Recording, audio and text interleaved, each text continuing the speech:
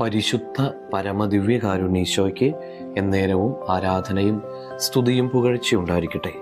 ഇന്ന് മെയ് മാസം 31 ഞായറാഴ്ച.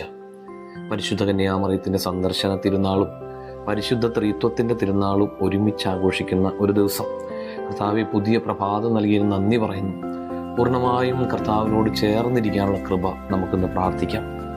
യോഹന്നാന്റെ സുവിശേഷം 16-ാം അധ്യായം 15-ാം വചനം ധ്യാനിക്കാം. പിതാവിനുള്ളതെല്ലാം എനിക്കുള്ളതാണ്, അതുകൊണ്ടാണ് എനിക്കുള്ളവയിൽ നിന്ന് സ്വീകരിച്ച് അവൻ നിങ്ങളോട് പ്രഖ്യാപിക്കും എന്ന് ഞാൻ പറഞ്ഞത്. ത്രിത്വത്തിൻ്റെ കൂട്ടായ്മയെക്കുറിച്ച് പറഞ്ഞു വെക്കുന്ന വചനം. ഒരിക്കലും ചതിക്കാത്ത, പരസ്പരം കുറ്റപ്പെടുത്താത്ത, പരസ്പരം കാലുവാരാത്ത, എപ്പോഴും ഒറ്റക്കെട്ടായി നിൽക്കുന്ന ഒരേ ഒരു കൂട്ടായ്മയേ ഉള്ളൂ. അത് പരിശുദ്ധ ത്രിത്വത്തിൻ്റെ കൂട്ടായ്മ മാത്രമാണ്. നമ്മുടെ എല്ലാവരുടെയും ആഗ്രഹമാണ് ഇതുപോലെ ഒരു കൂട്ടായ്മ നമുക്ക് ഉണ്ടാകണമെന്നത്.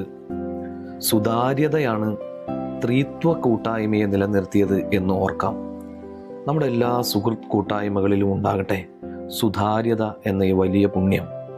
കർത്താവെ, സന്തോഷത്തിലും ദുഃഖത്തിലും ഒരുപോലെ ഒപ്പം നിൽക്കുന്ന നല്ല സുഹൃത്തുക്കളെ ഞങ്ങൾക്ക് നൽകി അനുഗ്രഹിക്കണമേ എന്ന് ഇന്ന് പ്രാർത്ഥിക്കുന്നു. എല്ലാവർക്കും നല്ലൊരു ദിവസം ഉണ്ടാകട്ടെ.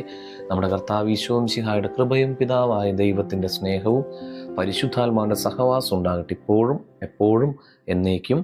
ആമേൻ.